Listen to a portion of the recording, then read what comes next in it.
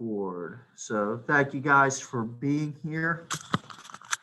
Today we're going to get started on lessons on 4.3 and 4.4, just talking about a lot of the basics of right triangle trigonometry. So when we're given a triangle, the side across from the angle itself is called the opposite side.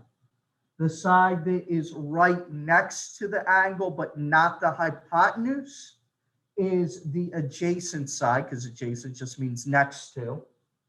And then, of course, the side across on the right angle is the hypotenuse. So basically, if you recall from earlier classes, you may have remembered SOHCAHTOA. Sine is opposite over hypotenuse. Cosine is adjacent over hypotenuse. And tangent is opposite over adjacent. So that's how we can define those functions. If you have a right triangle, now remember this only works in right triangles, I can find the sine of an angle by just doing the opposite side divided by the hypotenuse, as how sine is defined. Same with cosine being adjacent over hypotenuse and tangent being opposite over adjacent. Now, cosecant is the reciprocal of sine, so that's hypotenuse over opposite. Secant is the reciprocal of cosine, so that becomes hypotenuse over adjacent. And cotangent is the reciprocal of tangent, so that's adjacent over opposite. So there's no great way to remember, like SOHCAHTOA is easy for sine, cosine, and tangent. For cosecant, secant, and cotangent, there's not a great acronym like this, but here's how I remember it. Cosecant and secant work in opposite, I think of. So sine starts with an S, cosecant goes with sine. Secant starts with an S, but that actually lines up with cosine. So I'm like, oh, wouldn't the, like in some ways in my mind, it's like, oh, wouldn't the cosine go with cosecant? They both start with co. Oh, no, do the opposite. That's kind of how I remember it. And then cotangent and tangent, since they both have the word tangent in it, it's pretty obvious how they're related.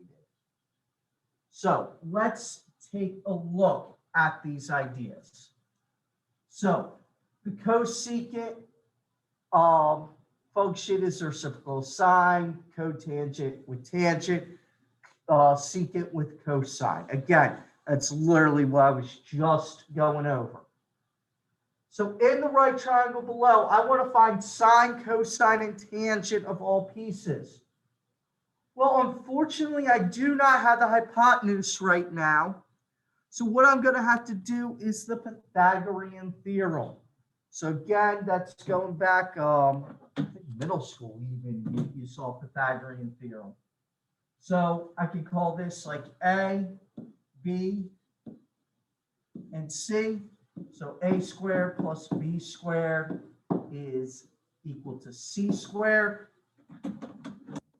Let's plug in, that's going to be 5 squared plus 12 squared equals, sorry, I'm getting ahead of myself already doing the math, equals C squared. So that's 25 plus 144 is equal to C squared. So that's going to be 190 or 169 equals C squared. Take the square root, and we get our C value is square root of that is 13. So C equals 13. My opposite side here would be 12. My adjacent side is 5. And then my hypotenuse is 13. It's actually already labeled as hypotenuse. So the sine, cosine, and tangent sine of theta is equal to my opposite 12 over my hypotenuse 13. 12, 13, so I'm just going to leave it like that. It's, again, trigonometry loves fractions. I can get that decimal value if I wish, but when I see that, I know sine is 12 over 13, it invokes this image right away. Cosine would be our adjacent over the hypotenuse, so that's 5 over 13, and tangent is opposite over adjacent, so that is 12/5. So again, with those, you've done this sort of thing with SOHCAHTOA before, with these basic trig functions. Just, hey, here's the triangle, what would it be? So now we're going back to the unit circle. I already have a filled in unit circle here for us. If you need more help or more tips and tricks for memorizing the unit circle, please just let me know. And I can go over them more, but I'm not looking to spend every day, all day going over them unless we really, really need that. So the opposite side would be located over here. So I notice my opposite again will just end up being the y value. My adjacent side is right here. And then each of these will be the hypotenuse. Now, since it's a unit circle, my hypotenuse is 1. So whenever I say like over hypotenuse, that's over 1. Divided by 1 really doesn't do anything.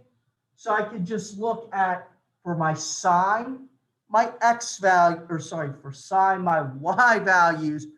For cosine, I'm going to look at my adjacent values. For tangent, we're just going to write the fraction and rationalize. So sine of pi over 6 or 30 degrees will just be that y value there of 1/2. So cosine of pi over 6 or cosine of 30 degrees is going to be my x value, which is √3 over 2. Not √2 over 2, √3 over 2. √2 over 2 will be reserved for our 45-degree angles or pi over 4. So for tangent, that's going to be my opposite over my adjacent. So that's going to be 1/2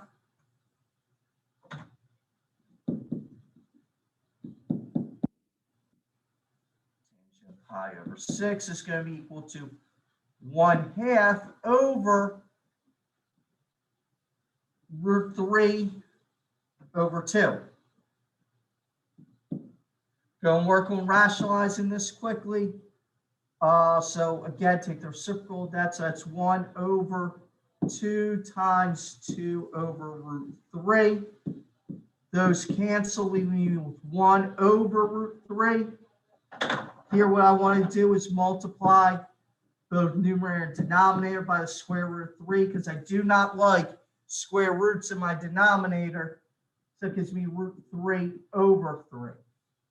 Because square root of 3 times square root of 3 is just 3. Okay. Sine of 45 or sine of pi over 4.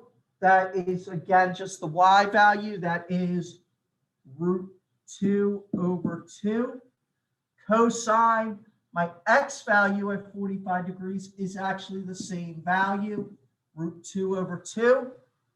So for tangent of pi over 4, we have √2 over 2 over √2 over 2.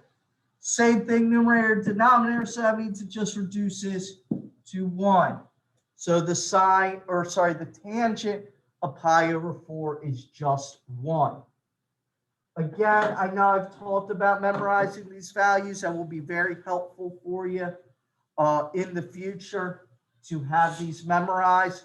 And that's why I taught you like the other day, like those tips and tricks for trying to memorize the unit circle.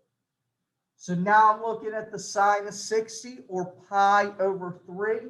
So again, sine will be my y value. When I'm getting all the way up there, that's going to be root 3 over 2. And we notice my signs count up. 1, 2, then 3. Then my cosine there is my adjacent side, which will only be 1/2 as it's its x values. That counts down 3, 2, 1. So now I'm just going to do the tangent of pi over 3, just like I did the other tangents. 3. So that's going to be 1. No, sorry.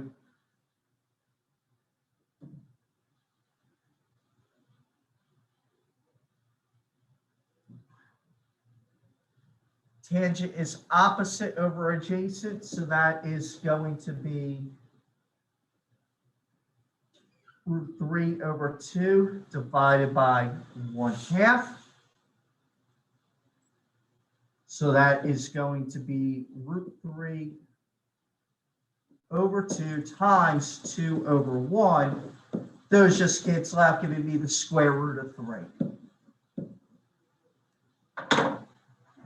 So that's the idea of applying SOHCAHTOA inside the unit circle. What we talked about with the unit circle the last few days applies directly with SOHCAHTOA as well.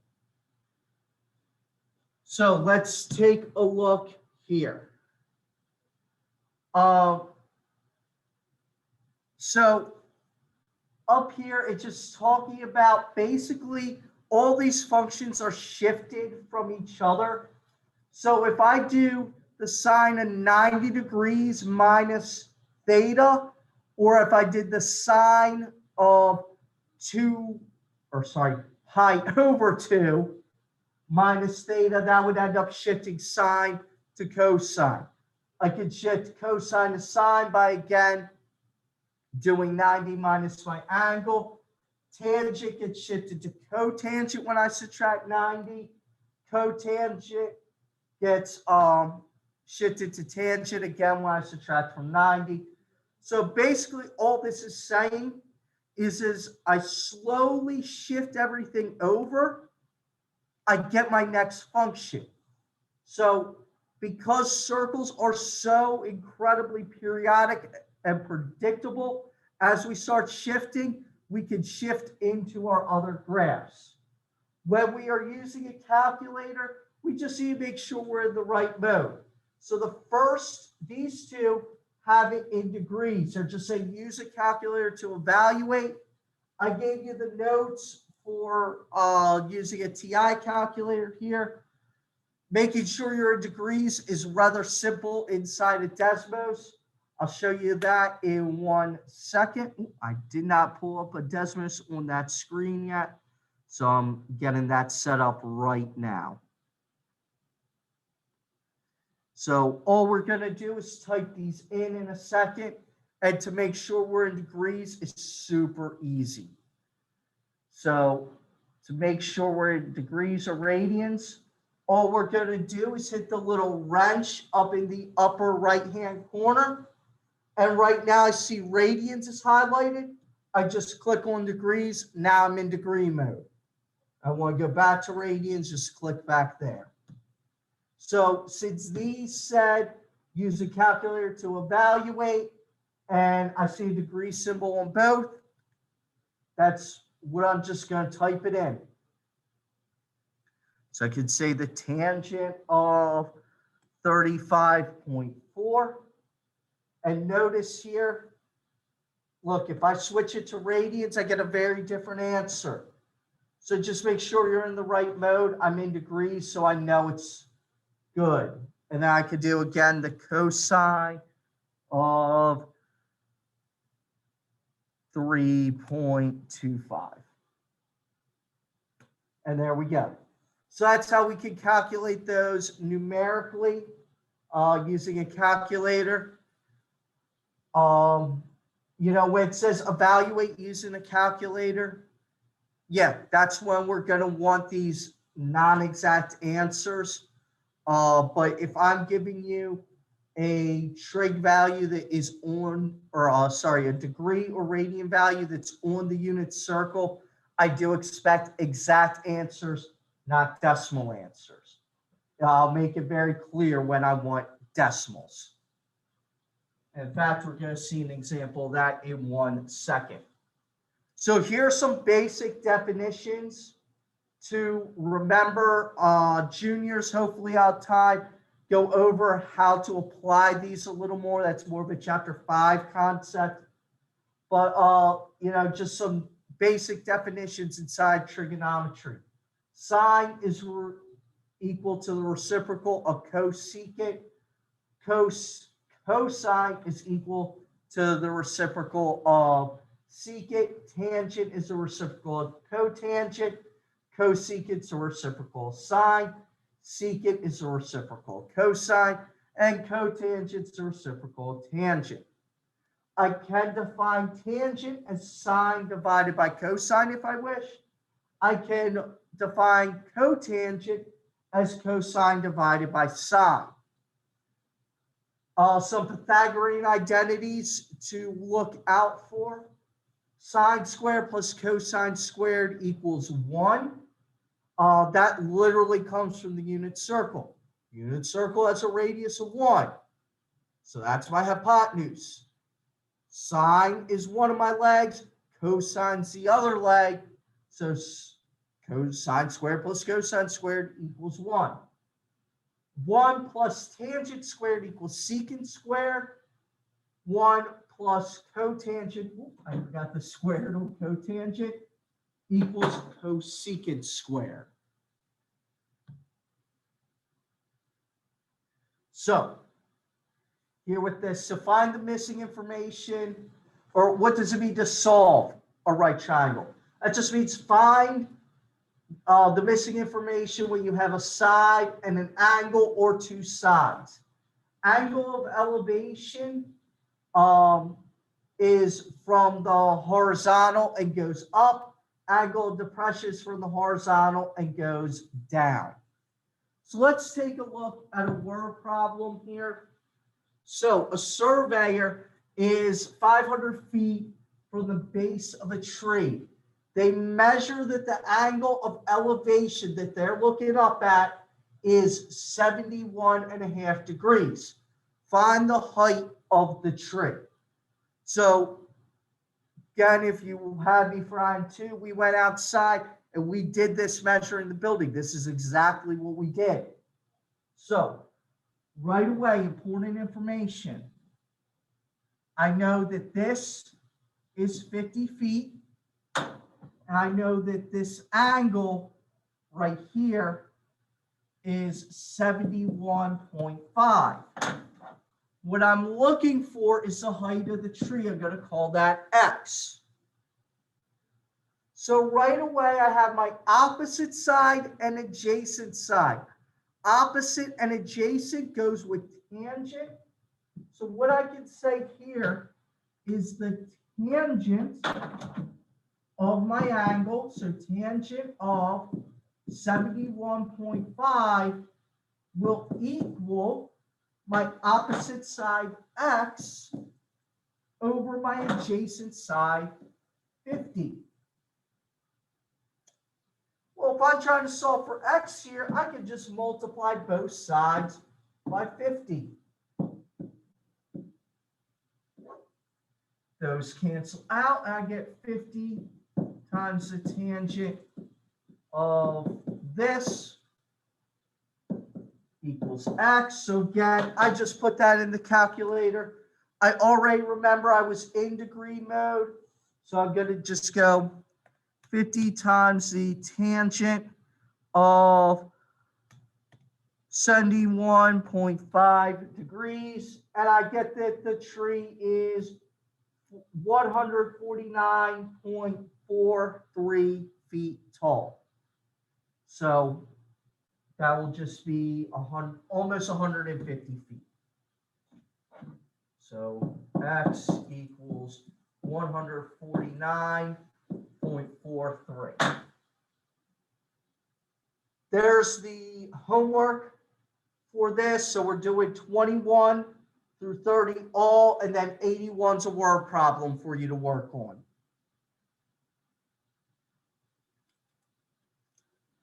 Okay. Let's move on now to the next extension of this idea, dealing with reference angles and 4.4, and how to utilize this more inside of drawings. So reference angle is an acute angle that relates to a larger angle. So, you know, we're just finding what matches up essentially. So here with this, again, some different ways we can define sine, cosine, tangent, all that. So it says saying opposite over hypotenuse. I can also say sine is equal to y divided by the radius if we have something on the coordinate plane. That would make cosine equal to x over the radius. I know I kind of got into that idea just in the last one. I just didn't state it that way. But if we look back at how I talked about the unit circle, I was talking about, oh, the radius is 1, so I don't have to divide by 1. I was, making sine my sine my y values, cosine my x. Tangent ended up being y over x. Cotangent is x over y. Secant is the reciprocal of cosine, so that's radius divided by x. And cosecant is the reciprocal of sine, so that's radius divided by y.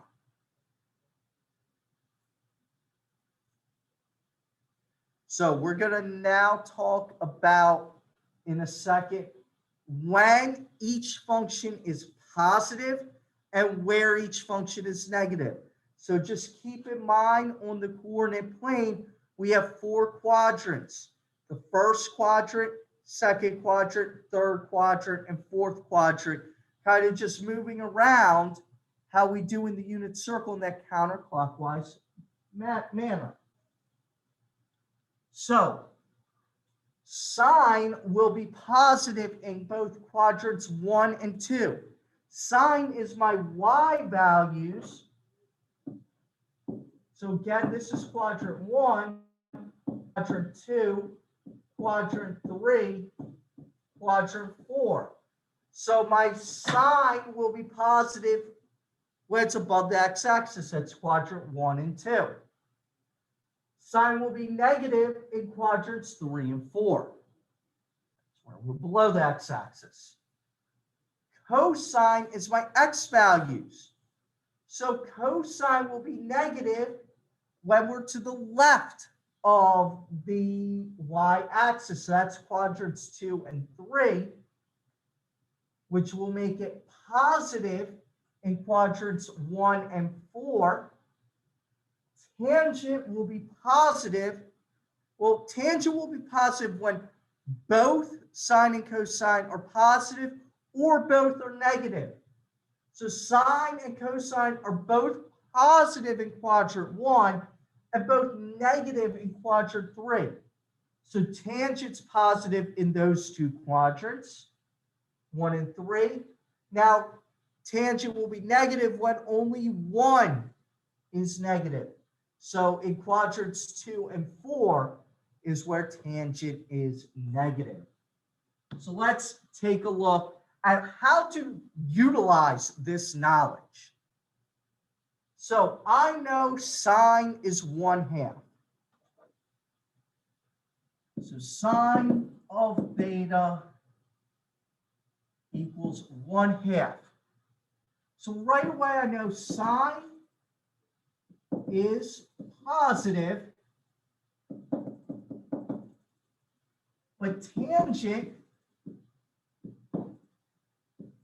is negative.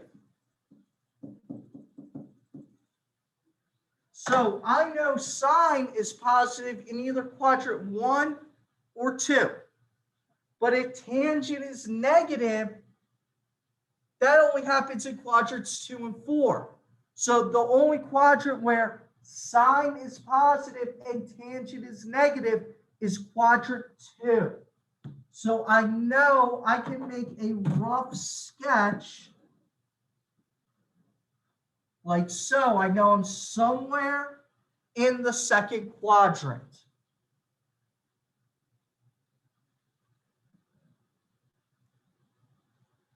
So this tells me I'm in quadrant 2. Oh, wait, I don't like writing that as Q2. I'll just use the Roman numeral 2 to represent that. Q2, you might start thinking some statistics stuff, and I don't want us. It's not where we're going. So here's what we're going to do. I'm going to now construct more of this triangle. So my triangle will look something like so, where there's my right angle. Sine is x over the sine is y over the radius. So my y value is 1, my radius is 2. So let's utilize the Pythagorean theorem to find my x value here. 1 squared plus b squared equals 2 squared. So that's 1 plus b squared equals 4. Subtract 1. B squared equals 3. So b equals the square root of 3.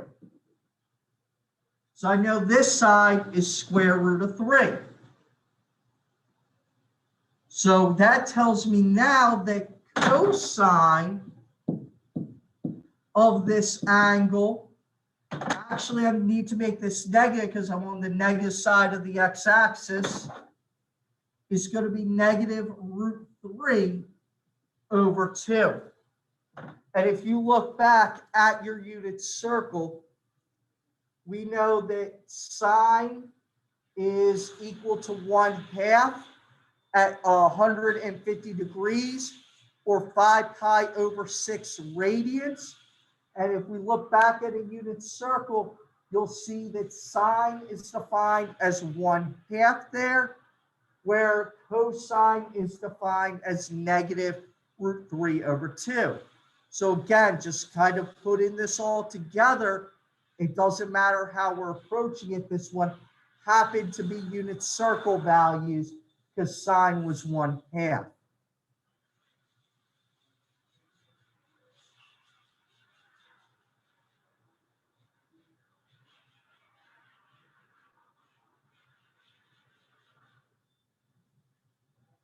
So with these, it's all about this picture here. This picture I drew is the key to getting us through these problems. Okay, so here, find the reference angle for these. So this is going to be essentially an angle between 0 and 90, or between 0 and pi over 2. So for 210, what I want to do is just get that between there. So since I realize 210, or actually I got a few ways to look at it. If I'm between 0 and 90 degrees, keep it. Let me write that better.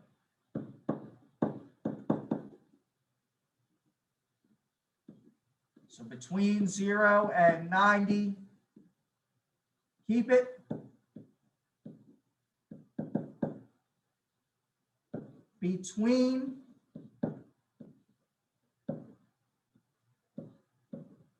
90 and 180, we are just going to do 180 minus the angle. Between 180 and 270. We are going to do the angle minus 180. And then between 270 and 180, that's going to be 360 minus the angle. So if I'm at 210, I'm just going to do 210 minus 80, and that's going to give me 30 degrees.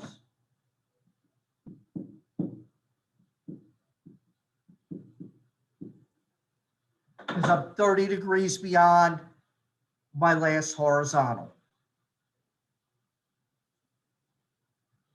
Here with this, with the 4.1, that's referring to things in terms of radians.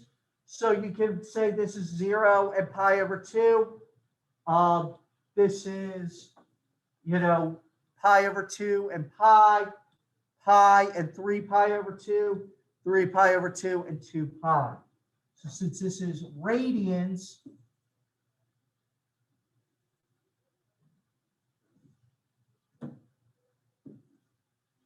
that's going to be just 1.4. So let's see, 1.4. Let's see, pi is 3.14. So 3 pi over 2, that should be in that same range. Let's double check. That's why I don't like radians as decimals. I do not recognize them right away. Divided by 2, 3 pi over 2. Yep. So that is between pi and 3 pi over 2. So that's that same idea here between 180 and 270. So I'm just going to do 1.4 minus pi, because pi is 180 degrees, pi radians. So when I subtract that, 4.1 minus pi, we get 0.958. I'm just going to go 3 decimals on it. So that's equal to 0.958. So that's the idea of a reference angle. Again, you can convert these degrees. Hopefully you had those degree to radian measurements memorized. And just, 180 is pi. I see 360, that's 2 pi in there. Okay. So here with this, describe how to find the value of a trigonometric function of any angle. So we can draw right off of what we know. So if I want the sine of pi over 6, that's just a unit circle. So sine of pi over 6, or 11 pi over 6. 11 pi over 6, I realize is just 30 degrees shy of a full 360. So I realize, okay, I'm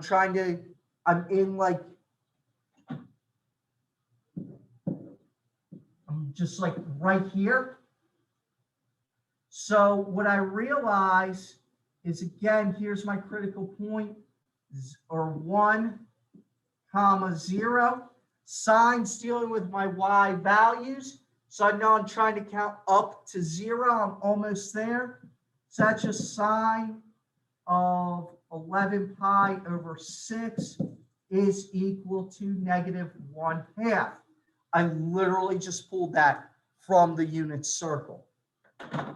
Again, evaluate the cosine of 240.